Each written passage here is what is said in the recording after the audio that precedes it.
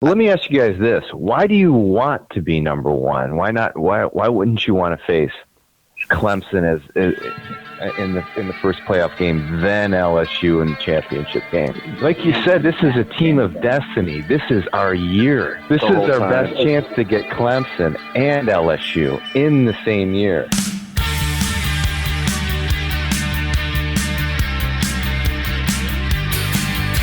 All right, final score from Indianapolis. Ohio State 34, Wisconsin 21. The Buckeyes stormed back from a 21-7 halftime deficit to overwhelm the Badgers in the second half. Ohio State is your outright Big Ten champion for the third year in a row. We've just learned the Buckeyes dropped from number 1 to number 2 in the final college football rankings, which I know we all have some feelings about. They will face the defending national champions, number 3 seed Clemson, in the Fiesta Bowl in Glendale, Arizona on December the 28th. Number 1 LSU and number 4 Oklahoma will make up the other side of the playoff bracket. They'll square off in the Peach Bowl in Atlanta, also played on December the 28th. The winners of those two semifinals will play in New Orleans on January 13th for the national championship. So to get things started, guys, I'd like to go around the horn and just get your reaction to the final playoff rankings. Tim, let's start with you. So don't like it. Don't agree with it. Don't think we're number 2. Think we're number 1. I think LSU's defense is suspect. I think the fact that they played an FCS team should be an immediate disqualification for them. I think the committee and college football has got to learn, to get these guys to play real games. I agree. I think it's close. I think LSU is a very deserving team. They're very good. But I think, I just don't think the committee was looking at certain things, like the fact that Georgia wasn't typically Georgia yesterday. They had a ton of injuries, and, they really weren't the number 4 team in the country. And so fine, they had a good win against them. I just don't think that they really took into consideration what it's like to end the season, with Penn State at Michigan and then beating Wisconsin again another time. I just think that got discounted. And so don't agree with it. But at the end of the day, I don't really care. And if it provides motivation for Day to say, hey, we got bumped down to number 2 and they don't respect us and they don't respect the Big Ten, then great, we'll take it. And I'm happy to beat Clemson. Those guys have been a thorn in our side from the day Woody Hayes punched one of their punk players to, the couple times that he beat that Dabo beat Meyer. Like, I'm ready to beat Clemson. Fuck Clemson. Mr. Corcoran, exactly. Mike, I want to get your view. You felt Ohio State. You felt that we should want to be number 2 and face Clemson in the first round. You feel about now that it's shaken out that way? I love it. It felt exactly the way I wanted it, and I don't understand why you guys would not want this game. We want this game. For exactly what you just said. I'm still brooding over that whole Woody Hayes firing thing too. Not to mention a 31-0 blowout 3 years ago. This is where we're going to exact our revenge. We're going to get these bastards. We're going to get all these bastards. This is the year we've got it. Especially the way we picked ourselves up off the mat and came back. I couldn't be more impressed with how we performed that second half. Last year, the year before that, we never would have done that. Yeah, never. We would have come out. We would have folded. Yeah. We wouldn't even be in the playoffs. We'd be, we would have dropped from 1 to 5, and we'd be out. But this is great. We want this team. This team is special. I've been with you, Zach. What you've been saying all along. This is a special team, and now we've got the players. We got the firepower. These guys are gone next year. Young is gone. Dobbins is gone. The defense is, Okuda's gone. What a difference he made when he came back. Yeah. I mean, this is the year we're going to get them, the defending champs, and then we're going to take down LSU. All right. Chad, how are you feeling looking at these final rankings? I'll be honest with you, T. I'm a little bummed out. But you know what? Like, Mike, just made me feel a little bit better about, getting, I'm excited. I want Clemson. I've wanted Clemson from the beginning of the year. But, I agree with, like Tim was saying, it's bullshit. Georgia was not number 4 in the country. Yeah. And just because they pulled away from them, I mean, like Georgia looked like shit. Yeah, I agree. I think fucking Wisconsin would have beat Georgia yesterday. You know what I mean? But it's a little disheartening, but whatever. It's all good. All you right. know, we're in the playoff, which is great. Let's fucking do this shit, man. Let's go. All right. Matt, how are you feeling right now? Hey, we're in the championship. We're in the playoff championship. There's nothing really more we can really ask for. We weren't there last year.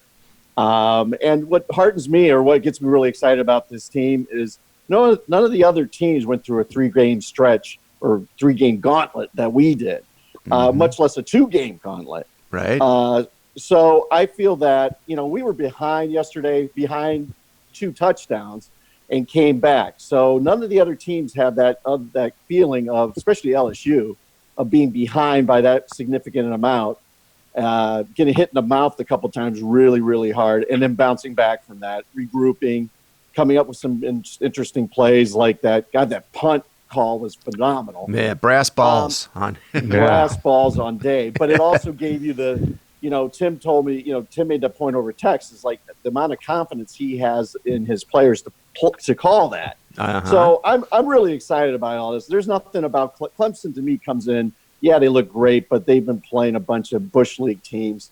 So yeah, they've been doing what they should be doing, but they haven't been getting challenged. And when you come into a playoff series not being challenged, I think you're ripe for the picking. Okay. I like that's a strong take. Paige, how you feeling, man? I'm very surprised. I'll just start off with that. I love Corcoran's cake, but then I'm also like, be careful what you wish for. But then to what Gallagher said, and this is what is frustrating about it, is that the SEC can schedule an FCS team, and Ohio State stacks Michigan and Penn State as their last 2 games, and no one calls the SEC out for this stuff. And so why would they change? So kudos to them. But then what's the Big Ten thinking, making Ohio State go through that 3-game gauntlet at the end? So, is it completely random? I don't know, but it's ridiculous that they set it up that way. And there's no way that you convince me otherwise that Ohio State just wasn't physically and mentally tired going into that game against Wisconsin. I agree. And that's why they looked so lethargic in the first half. I also agree with Corcoran. The fact that they were able to turn it around in the second half, I don't think, Ohio State teams from years past would have been able to do that. So that was awesome to see. But, and then the last point is, who really wants to see an LSU Clemson championship game? And I've always think you got to set these things up in the right way. And LSU should be number 2. We should play Oklahoma, and then we get Clemson in the championship game. That, to me, is a much more compelling setup. And why would you drop them to number 2 after they were number 1? Just because LSU's defense is playing a little bit better? It just makes no sense to me. Who cares? We got to go take care of business. It'll be great. I actually prefer the game in Arizona. Yeah. There'll be a ton of Buckeyes at that place, so it is what it is. Yeah, I thought after watching the SEC title game, and I even texted you guys to this effect, that Ohio State needed a dominant performance against Wisconsin, after LSU eviscerated Georgia. Whether you believe Georgia was a true top 5 team or not, I guess it doesn't matter because the committee viewed them as such. And LSU eviscerated them. But watching the games, Wisconsin was a far more competitive, more balanced team and a much tougher opponent for Ohio State than what Georgia presented to LSU. I thought Georgia packed it in the third quarter. That game was over. It's pretty much over by halftime, but midway through the third quarter, Georgia, they were mentally, they'd already gotten on the bus. But hey, I'm looking at it, if you pull back the lens, we go back to the start of the season. If I were to tell you guys Ohio State would be 13-0, outright Big Ten champs and the number 2 seed in the playoffs, I'd take it, right? We'd all take that. The end result is that we're all, we're still in pretty darn good shape. As far as, I'm a little bit with you, Paige. Careful what we wish for with this Clemson matchup. They scare me a bit, and we can get into that later when we take a peek at that matchup.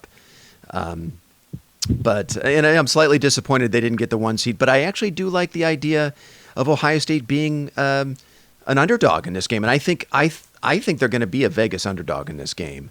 And if not that, you're going to have a good bit of these national analysts who are all going to be picking Clemson to beat Ohio State. So, and they're going to be motivated after being dropped from 1 to 2. So there's a little added motivation. Matt, I think you had mentioned that. So it's a good position to be in for a team this talented, as a team that maybe some people are counting out. Tim, I want to kick it back to you. I'd like to get your initial impressions of what happened in the Big Ten championship game yesterday. So for me, I really think it came down to what Day talked about after the game, which is, and what I think the committee is really missing, which is just that you can't discount how difficult it is for 18 to 21-year-old kids to go through 3 enormous games in a row like that. And that's what I really think the committee's missing.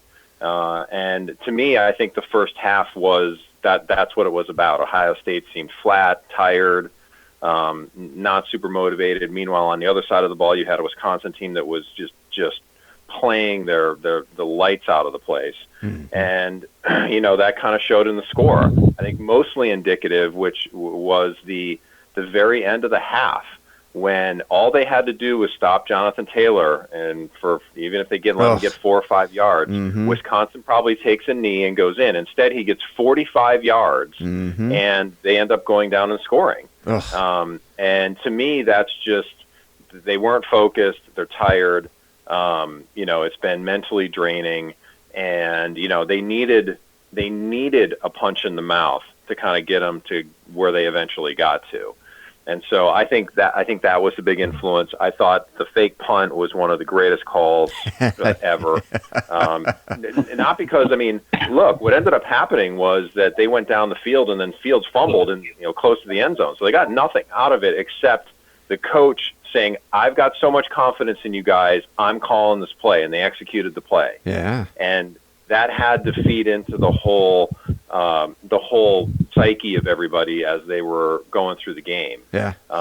And so, plus don't discount the injuries. Wade was out last week. Fields, Day said that they couldn't open up the playbook this week the way that they would like to. No run pass options, obviously no QB running. Mm-hmm. And so they were limited in terms of what they could do. And I just feel like it took them obviously a half to kind of get it figured out. But then when they got it figured out, they absolutely dominated the second half. Yes.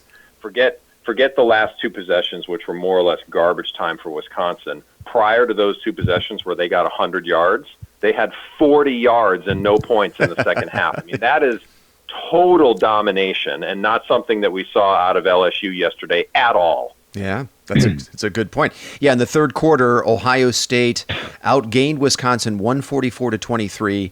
And outscored them 17 zip. So and that continued into the fourth quarter, as you mentioned, Tim, and then save for some late garbage time yardage, which Jack Cohn paid for, by the way, on the game's final play. We circulated that hit by Proctor. He paid big time for picking up some of those garbage time yards at the end. Hey, Mike, I wanted to get your takeaways from the game. What did you see?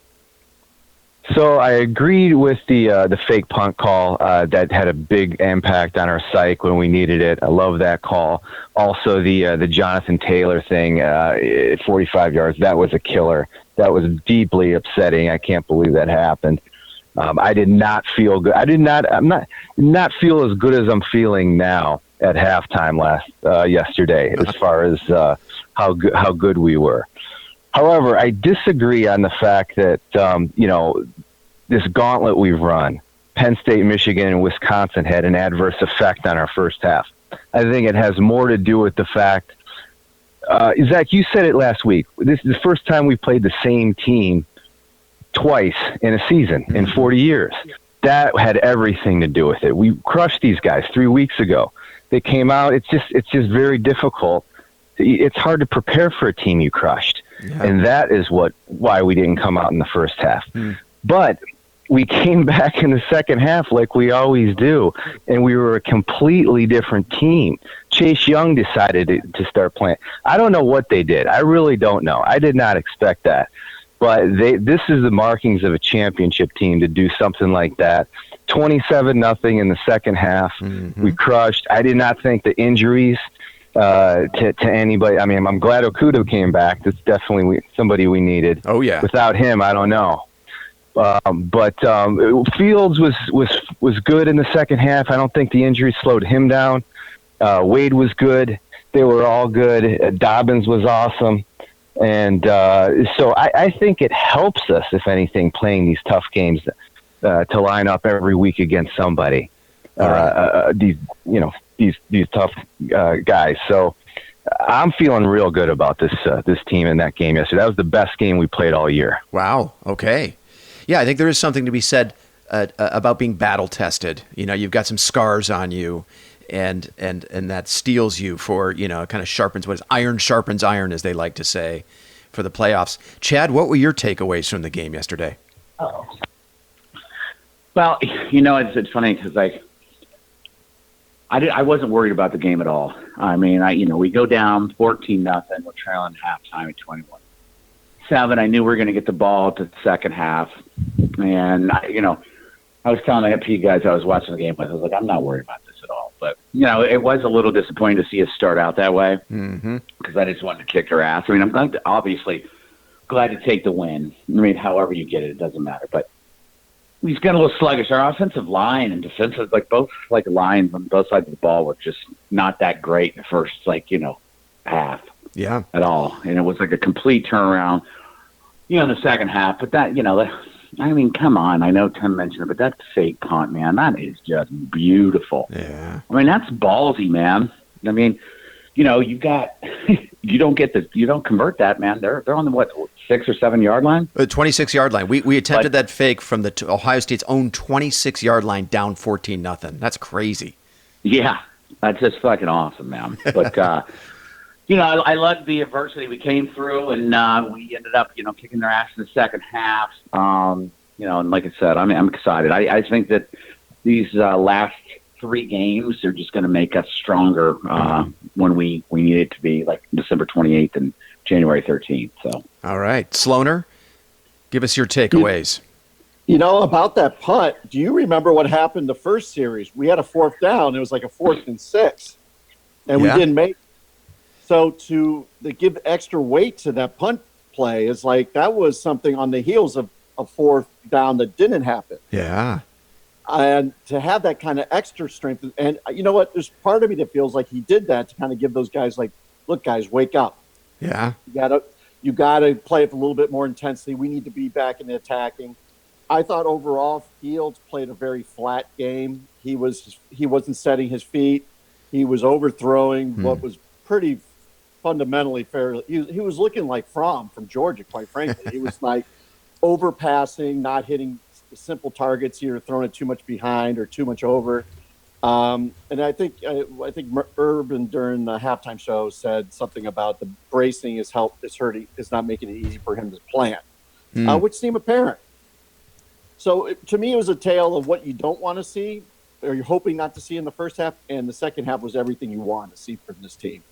And I think, again, it's a character building, and to do the point about these being young guys, giving them the confidence to feel like, hey, guys, the coaching staff and everyone's behind you, even when you are behind 2 touchdowns. And you guys need to depend on each other, and everyone pick each other up when we're behind the 8 ball a little bit, and take it to them. We have the talent, we have the play calling, we have the coaching, we have the experience to be able to come back from these kind of adversities. And again, I said it earlier in the show, it's to have that in your tool set, that that you can do this, is humongous. And I don't think the other teams have it. So I think the biggest takeaway for me, even that we didn't play our best ball, far from our best ball, and 100% all credit to Whiskey, man. They came in with a great plan. They obviously watched the Michigan game, saw ways of stopping Chase Young and exploiting our middle.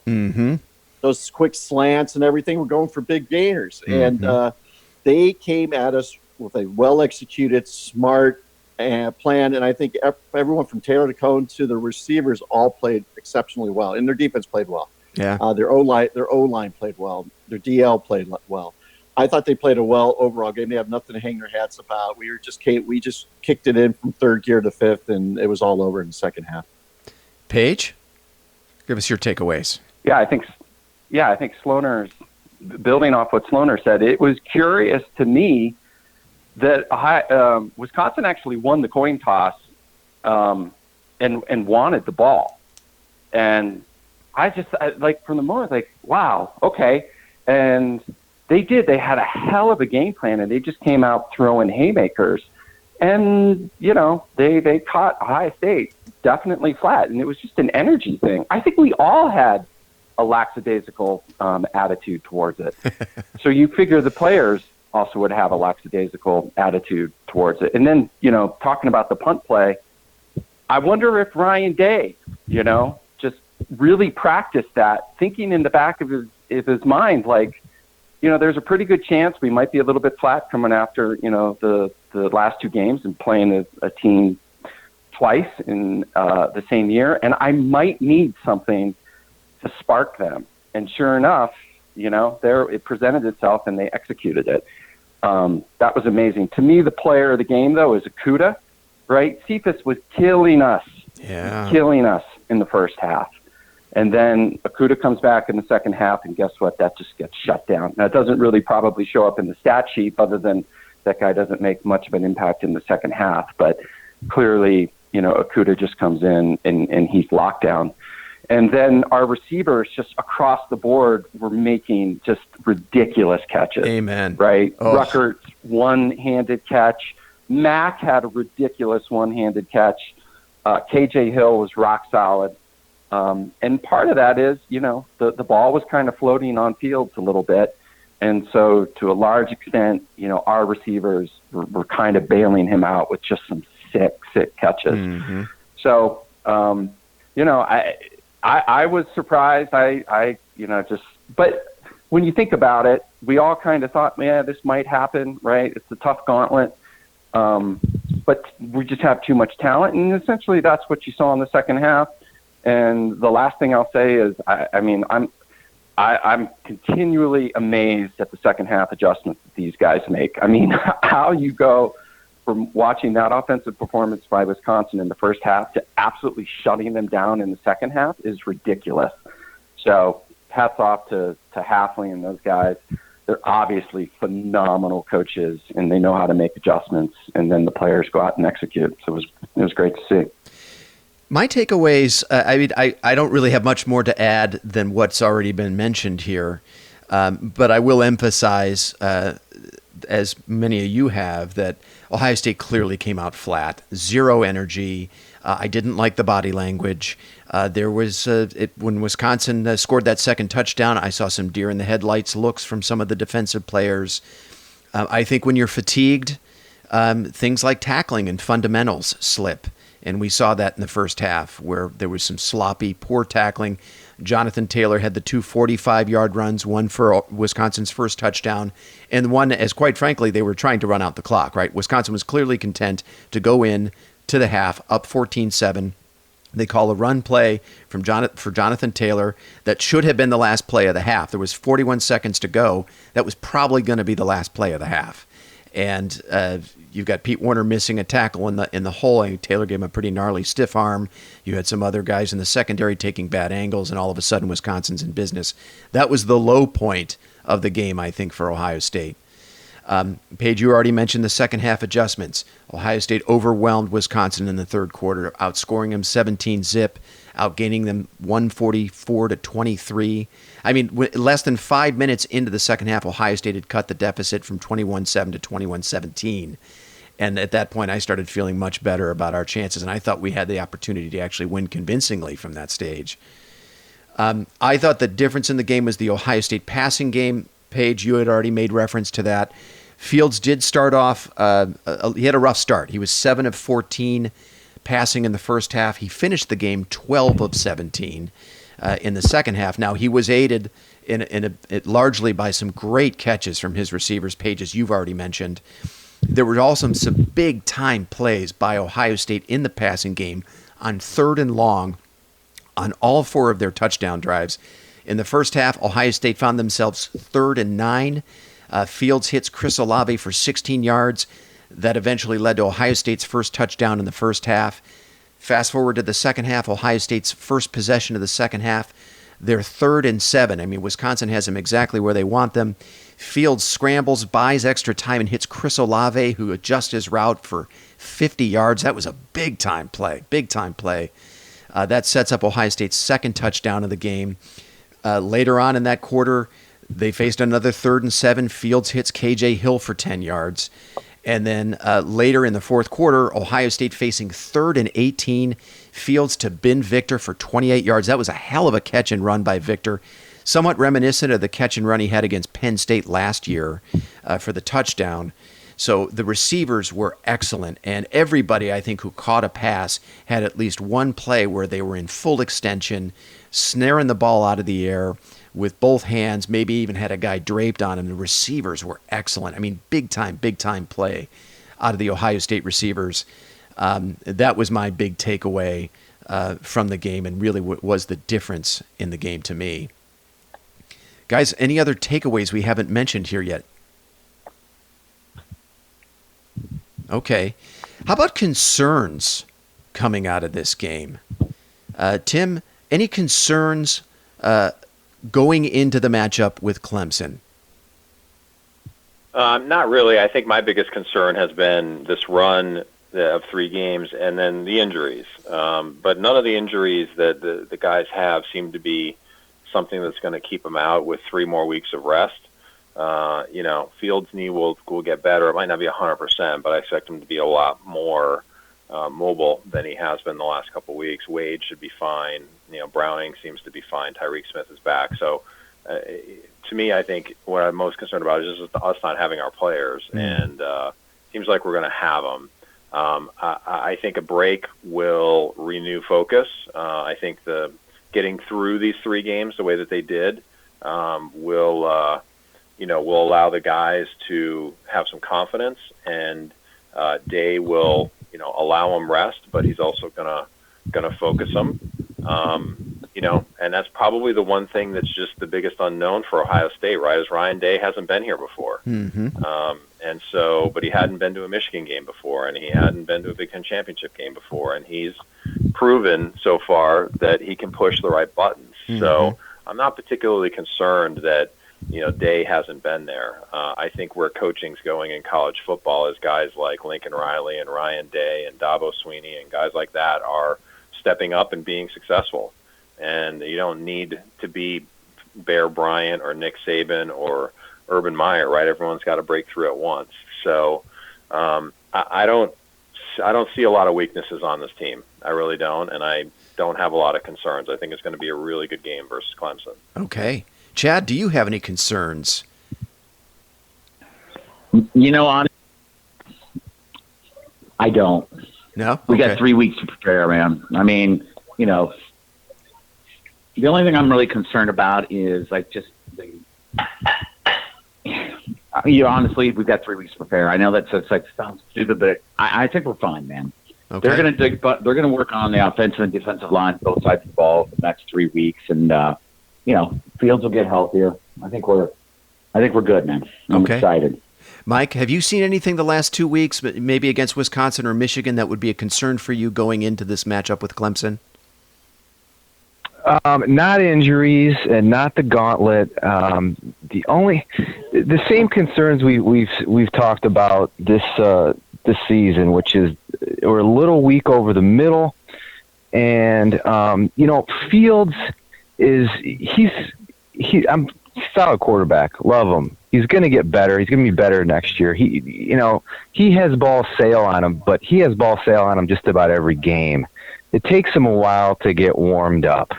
And he's only thrown 1 interception all year, I believe. I think he's got to get more accuracy for these games. We're going to need him playing his best. He seems to get better as the game goes on. We do a lot of improvising. He scrambles around, and in the first half he was getting sacked. the second half he was getting away. He was buying more time and making those big plays that were saving our ass. Those plays may be harder to come by against the top teams. Yeah. So we're going to have to play well. I mean, it's not like I'm so confident we're going to blow these teams out. But other than that, and then the defense, we'll just have to make up for our weak middle linebackers, which I'm just Borland and Werner are just my Achilles heel on this team, I think. But the other guys will have to just help out and scrunch in. Okay. And I don't think it's going to be too detrimental. Paige, any concerns? I think Mikey hit it. I think the only weak spot on this team is our linebacker play. I mean, Browning had Taylor, I think it was in the first quarter, dead to rights, missed him. It was Cone. It was Jack Cone. Borland. I think it was Cone. Was it? Yeah, he had a scramble. Yeah, totally whiffed on him. Sorry, go ahead. Totally whiffed on him. Yeah, and Borland, I just love the highlights of watching running backs run in the touchdown and tough Borland being 5 yards behind him. It's just so pleasurable to watch. It happens over and over and over again, even though those guys have, they've had their moments. They've been better this year. But yeah, I mean, for sure, there's some things to be concerned about. Specific, going against Clemson, Wisconsin, they had some success. Michigan in the first half had some success, even in the passing game. So, and let's be clear. I believe Clemson to be solidly, superior to both Wisconsin and Michigan. Mm-hmm. So I'm happy to play Clemson.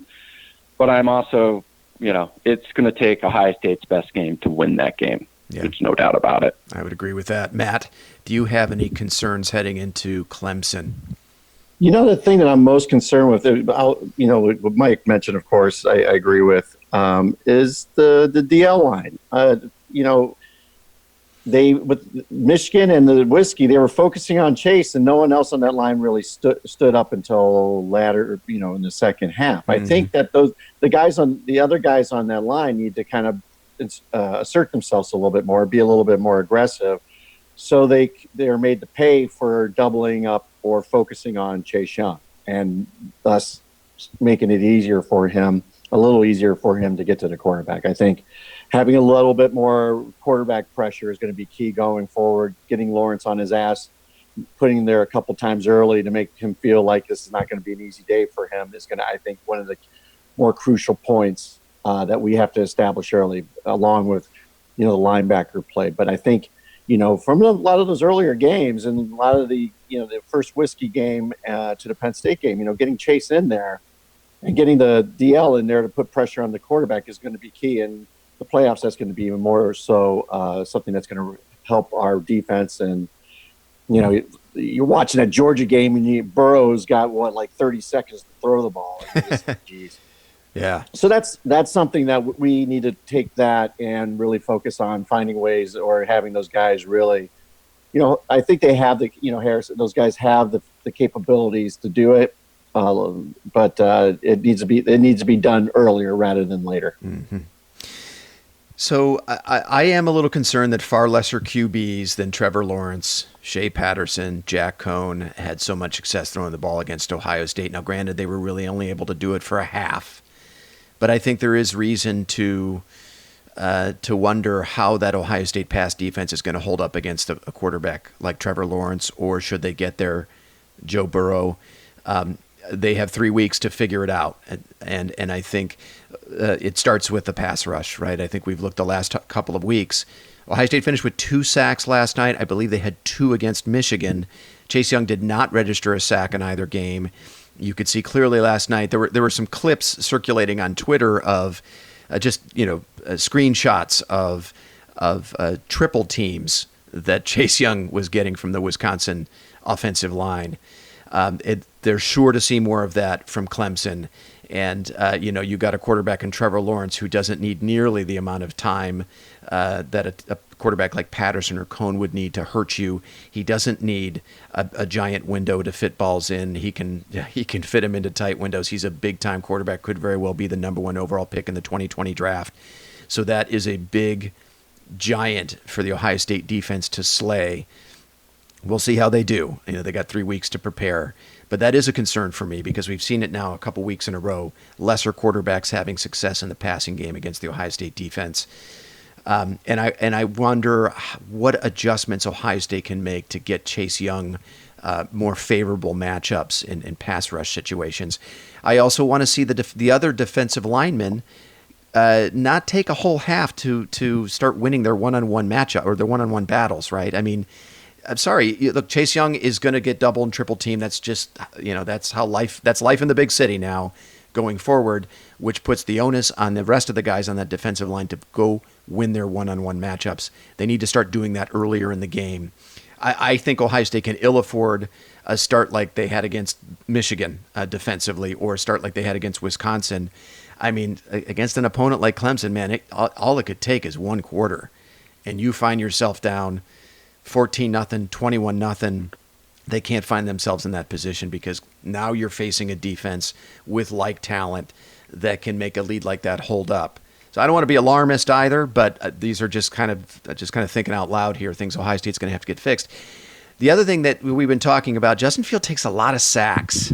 He holds onto the ball a really long time, and I think you have to live with some of that because of his playmaking ability, as we saw in the 50-yard pass completion to Olave in the second half. It was really, his ability to keep plays alive, Fields that is, and that really created that play. So you have to live with some of that. He's got to get better at getting rid of that ball earlier, and he's got to take better care of the ball again. Again, he put the ball on the ground again in the red zone.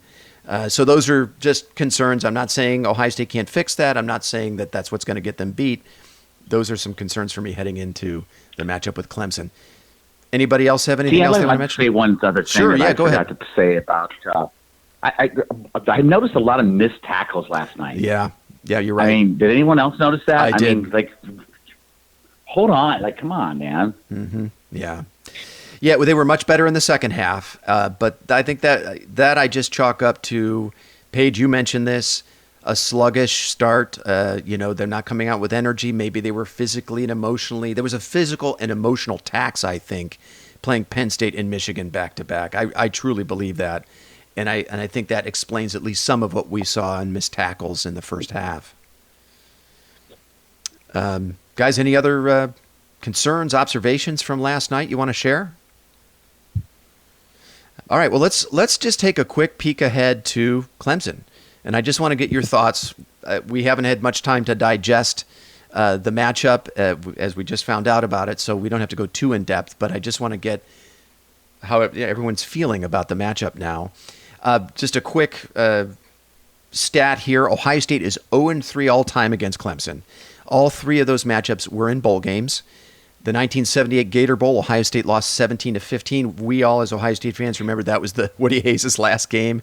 He punched a Clemson player at the end of the game on the Ohio State sidelines after Art Schlichter threw away the game, actually. The ball was intercepted. Guy was run out of bounds at the Ohio State bench, and Woody slugged him.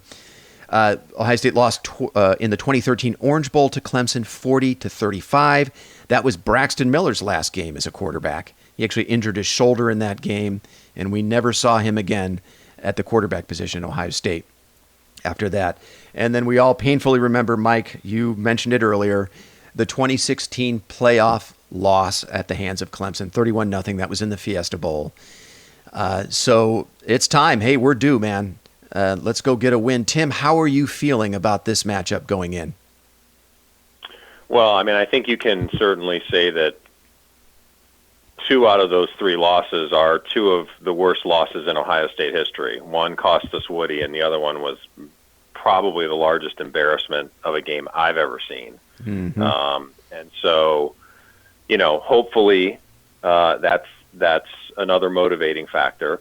Look, they're good, and it's going to be a tough game. But as we've seen with Ohio State teams in the past, when they have played a weaker Big Ten schedule and just sort of skated through towards the end or to the end, sometimes that works against you. Granted, Clemson has looked better the second half of the season. They didn't really beat Texas A&M that well. They almost lost to North Carolina. So they seem to be playing better. But until you play against that level of competition every week, I think that is going to be a bit of a weakness. And now they're going to have 3 weeks off, and they've been coasting, and now they're going to get hit in the mouth. So I think Day's got to look to be aggressive early and try and come out and get a lead in that game, because Clemson will get it together, and it'll be a 4-quarter game. But I think it's going to be super tight, and I think it's going to be a tough game. Sweeney's a good coach, and he's going to have those guys ready. All right, Mike, what do you think? I have not seen. I watched a little bit the first quarter, and then flipped over during the commercials to the Clemson-Virginia game. And Virginia they just look pretty hapless on offense. Apparently that's like one of their tougher games this year. I think Clemson's they haven't, exactly what Tim just said. They have not played anybody this year. They're going to be in for something. Also, the fact that they're defending champs, it's hard to repeat. It's hard to get back up. Also, for the fact that they've already beaten us. It'd be like if we're playing Notre Dame or Oregon or something like that, a team they always seem to beat with no problems. They're not going to have the same motivation as we're having in this game. And I think we're gonna match up well. They're saying their defense is probably better than they were last year. That's when they had those 4 guys on the defensive line that all went pro. Trevor Lawrence is probably a little bit better.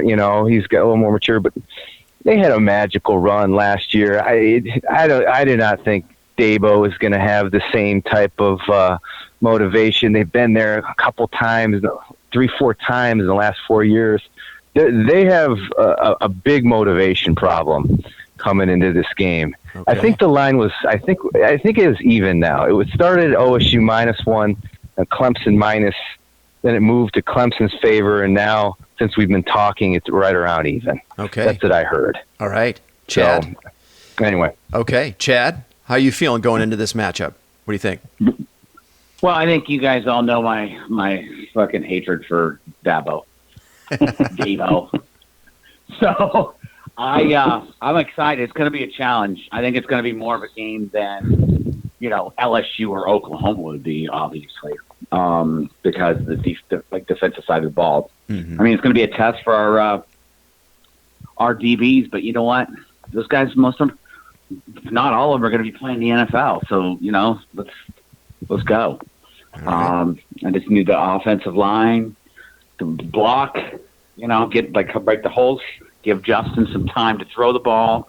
I think we'll be good, man. Okay. I'm excited for this matchup. So you're feeling good about it, all right? I feel good about it. I'm, obviously a little nervous as well because I want to be playing on January 13th. Want to be in New Orleans, but I think Day will have these guys ready, man. I really do. Okay, Paige. I think you could throw. I disagree with everything.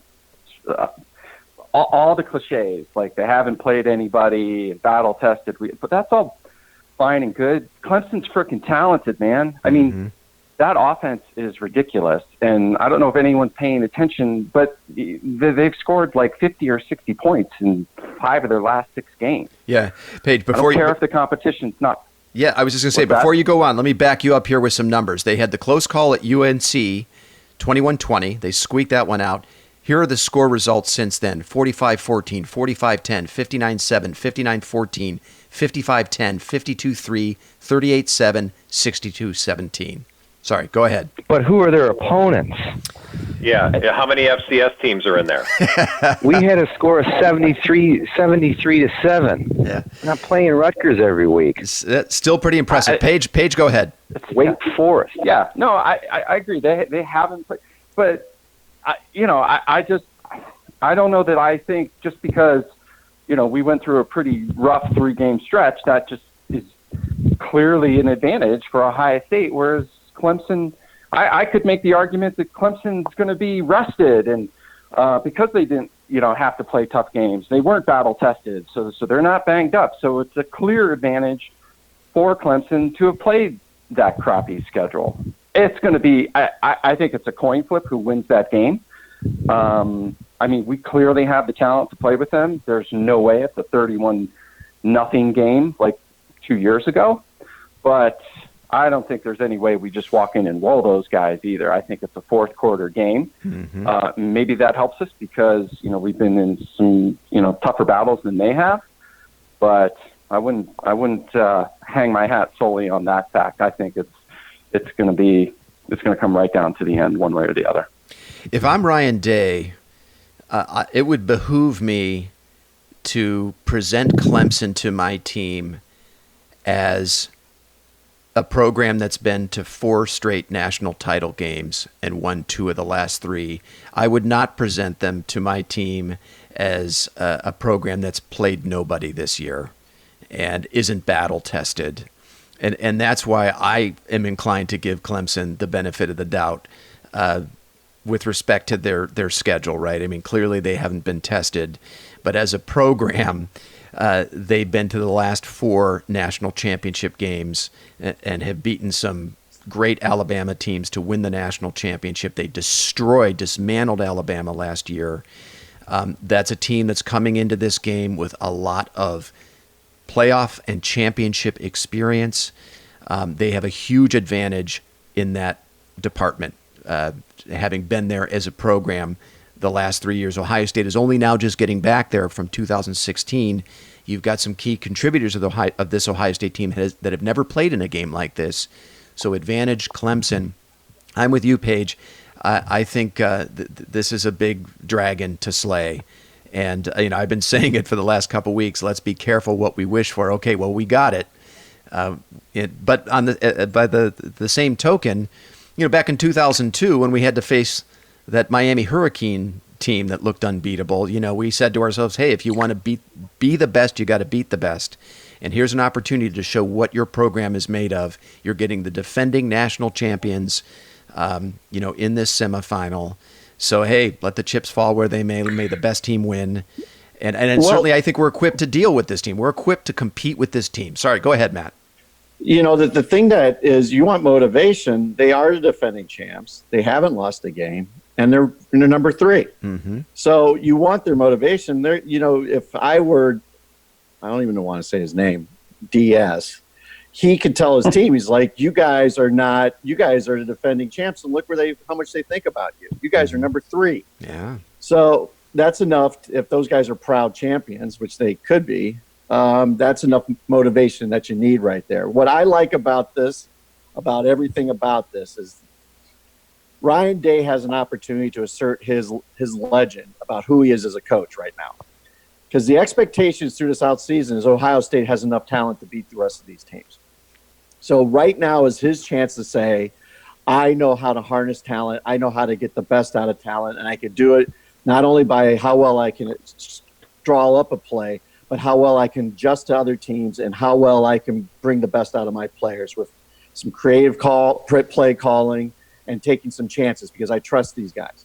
So this is going to be the stage, this game against Clemson about who Ryan Day is as a coach. We've been guessing, but we've been the favorite in all those games. And we may be a favorite, but it's going to be a pick'em game. Let's be honest with each other. This is going to be a pick'em game. So to see how he brings this and what he wants to put his stake in the ground of who he is as a coach and the type of program he wants to run and really step out of the shadow really quickly, quite frankly, of Urban Meyer and put himself as a person that you talk to when you talk about Ohio State football. That's what's going to be happening right now, and I'm excited to see what he does with that. I'm interested to see if there is any, motivational issues with Clemson. Hey, this is their 5th time now in a row they've been to the playoffs. If I'm not mistaken, I believe this is 5 straight for Clemson. They've won 2 of the last 3 titles. Is this kind of old hat for them, right? So that is something to watch. And it also, what will prevail for Clemson in this? What's going to be the larger factor? Will it be that they haven't played anybody and they haven't found themselves behind the 8 ball? They haven't found themselves down by double digits late in the game. Are they going to have trouble in those circumstances, or will kind of the championship DNA of this program shine through? Right, the team that's been to the last 4 national title games, is that the Clemson team we're going to see?